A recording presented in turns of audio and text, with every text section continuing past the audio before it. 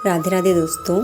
उम्र थका नहीं सकती, ठोकरें गिरा नहीं सकती, अगर जिद हो जीतने की तो हार भी हरा नहीं सकती। नमस्कार दोस्तों, आप सभी का स्वागत है मेरे इस चैनल में। और आज और दिन की तरह ही मेरी सुबह वही 4:45 या 5 बजे हो गई थी और सुबह से ही घर के कामों में लग जाती हूँ। और जो भी मेरे व्यूअर्स मेरे चैनल में नए हैं, मैं उन्हें बता दूँ, मेरा नाम आरती है और मैं टीचिंग एस्पिरेंट हूँ। मैं गवर्नमेंट जॉब की तैयारी कर रही हूँ और मेरा जो सब्जेक्ट है वो है maths. TGT PGT maths, DSSB का एग्ज़ाम मैंने भरा हुआ है और साथ ही यूकेएलटी का फॉर्म भरा हुआ है। तो आजकल थोड़ी तबीयत ख़राब चल रही थी, 2-3 दिन से वायरल फ़ीवर चल रहा था, जैसा कि मैंने आपको लास्ट वीडियो में बताया। तो इसलिए भी मैं वीडियोज़ नहीं अपडेट कर रही थी और साथ ही पढ़ाई भी इतनी नहीं हो रही थी। फिर भी मैंने अपनी कंटिन्यूटी बरकरार रखी, चाहे मैं 1 घंटे ही पढ़ती थी या 1.5 घंटा ही पढ़ पाती थी। पूरे दिन भर में मैं पढ़ती ज़रूर थी। मैं नहीं चाहती थी मेरी कंटिन्यूटी ब्रेक हो। दवाई खा के जैसे ही रिलीफ मिलता था मेरे को फ़ीवर में, मैं थोड़ा बहुत स्टडी कर लेती थी। लेकिन फिर भी लेकिन इतना ज़्यादा हमारे लिए अभी पॉसिबल नहीं हो पा रहा है। आजकल तबीयत ठीक नहीं है तो बस ऐसे ही चल रहा है। तो सुबह सुबह सारे काम निपटाने के बाद मैं किचन में आ गई थी नहा धो के। और आज मैंने अपनी बेटी के लिए एक प्लेन पराठे और साथ में सोया करी बनाई। उसे स्कूल जाना होता है क्योंकि तबीयत मेरी ठीक नहीं है। तो आज मेरे हस्बैंड ही बेटी को तैयार कर रहे थे क्योंकि बच्चा भी उठ गया था छोटा वाला, तो उसको भी देखना होता है। तो मेरी बेटी फिर स्कूल चली गई थी और सारे काम निपटाने के बाद जब भी मेरा बेटा सोता है दिन में, तभी मैं अपनी पढ़ाई स्टार्ट करती हूँ। आजकल नवरात्रि के फास्ट भी चल रहे हैं। आप सभी पर माता रानी की कृपा बनी रहे, आप माता रानी के दर्शन कर लीजिए। भगवान करे कि ये साल आप सबके लिए मंगलमय हो। और दिन में मेरा बेटा सो गया था, उसके बाद मैं पढ़ाई करने के लिए बैठ गई।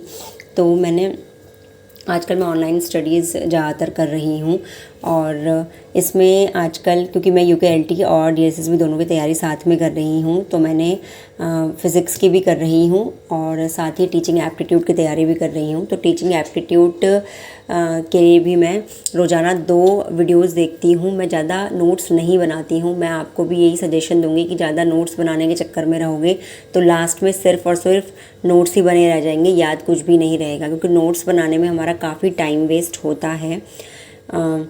तो आजकल मैं क्या कर रही हूँ कि टीचिंग एप्टीट्यूड की जो मैं वीडियोस देखती हूँ, तो उन वीडियोस को मैं सिर्फ देखती हूँ, मैं उनके नोट्स नहीं बनाती हूँ और उनको मैंने एक प्लेलिस्ट में अपना सेव करके रखा हुआ है कि जब भी मेरे को टाइम मिलेगा मैं बार बार उनको देखती रहूँगी। देखने से ही याद हो जाएगा।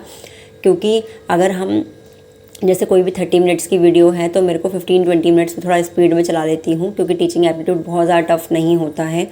तो उनको देखने में 15 से 20 मिनट मेरे लगते हैं और मैं एक दिन में आराम से 2 से 3 वीडियोस देख लेती हूँ और कॉन्सेप्ट अपने क्लियर कर लेती हूँ।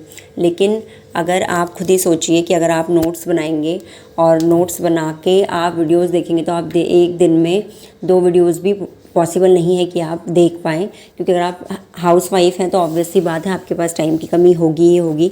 आप 2 वीडियोस देखेंगे, आधे घंटे की, 1 घंटे की वीडियोस, और प्लस आपका लिखने में जो टाइम लगेगा, आपका पूरा टाइम 1.5 से 2 घंटे का इसी में चले जाएगा।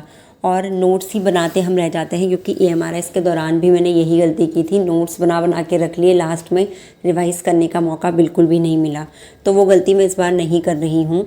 मैं टेक्स्ट बुक से अपने क्वेश्चंस जो होते हैं प्रैक्टिस करती हूँ, मैथ्स वगैरह के। और ऑनलाइन टीचिंग मैं सिर्फ फ़िज़िक्स के नोट्स बना रही हूँ और करंट अफेयर्स के नोट्स बनाती हूँ, जो मंथली करंट अफेयर्स होते हैं उनके नोट्स बनाती हूँ। और फिज़िक्स के मैं बना रही हूँ और बहुत ही सिलेक्टेड बना रही हूँ, जस्ट फॉर्मूले बना रही हूँ, कॉन्सेप्ट समझ रही हूँ, फॉर्मूले के नोट्स बना रही हूँ।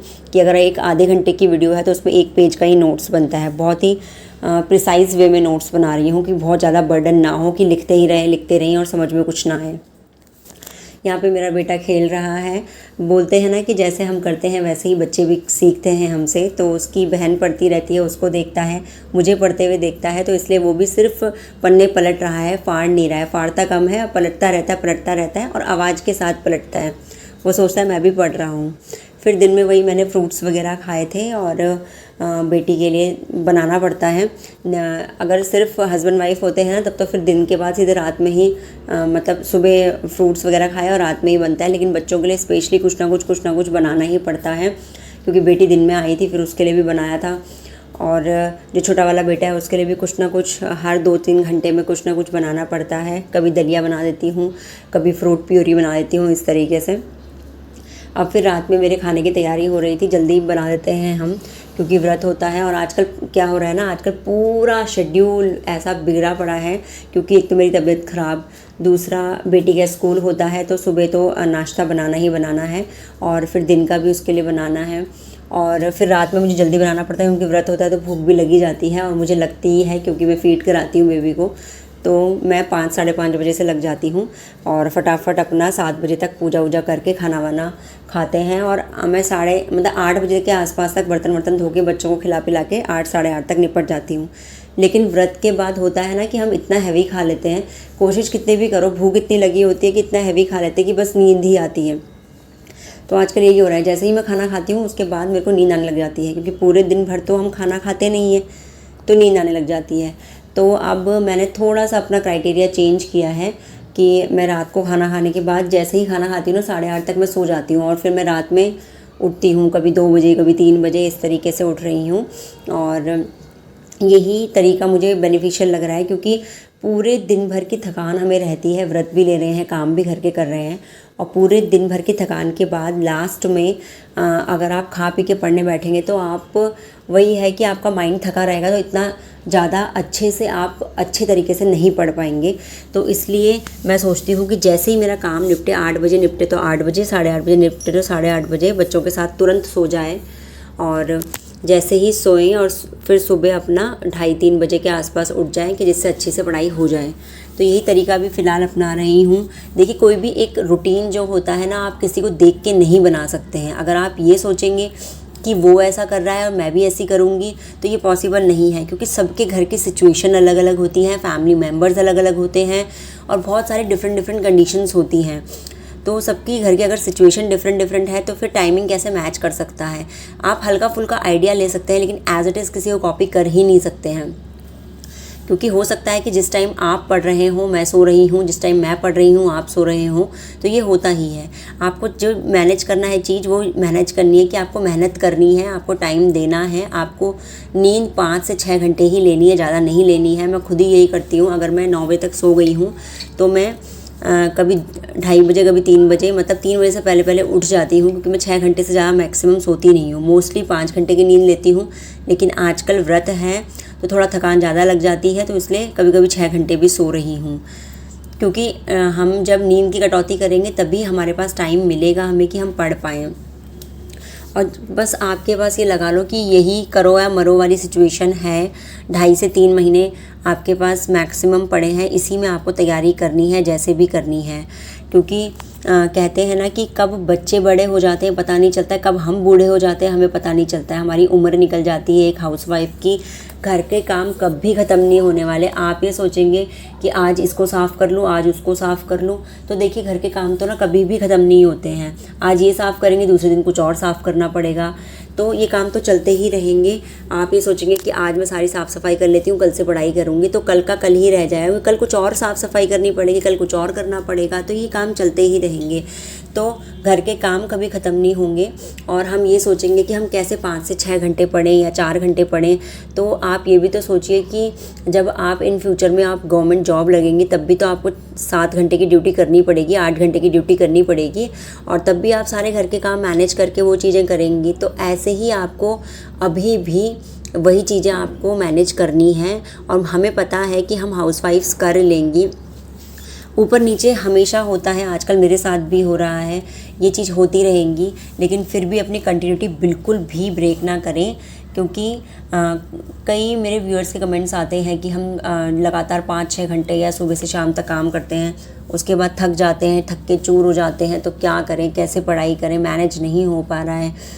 तो देखिए, ये सिचुएशन सब हाउसवाइफ के साथ है, आपके साथ है, मेरे साथ है, सबके साथ है।